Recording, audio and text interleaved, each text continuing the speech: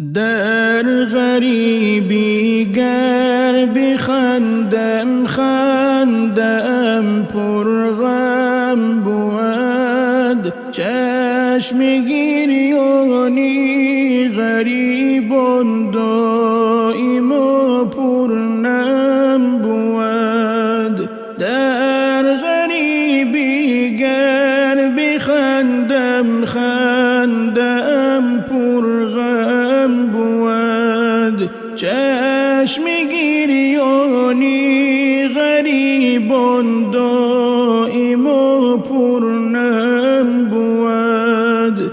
آب شیرین در گل و زر است بیرون از وطن، آب شوری کشورم چون چشمه زمزم بود. آب شیرین در گل و زر است بیرون از وطن، آب شوری کشورم چون چشمه زمزم بود. در وطن هر یک گدای ناز دارد چون امیر، آن امیری بی وطن در هر کجا سرخن بود. در وطن هر یک گدای ناز دارد چون امیر، آن امیری بی وطن در هر کجا سرخم بود. گر بمیرم در سفر اندر وطن گورم کنید، تا که دل آرام گردد درد هجران کم بود.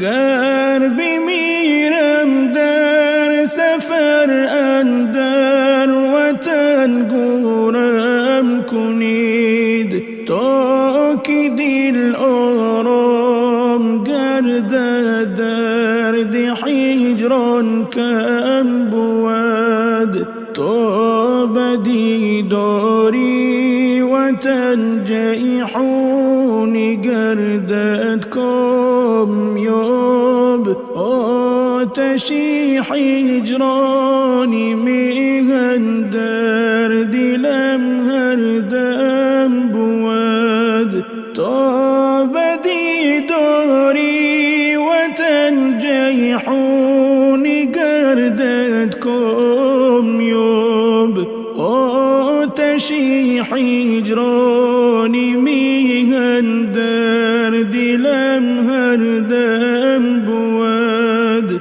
در غریبی گر بخندم خندم پرغم بود، چشم گریانی غریبان دائم و پرنم بود.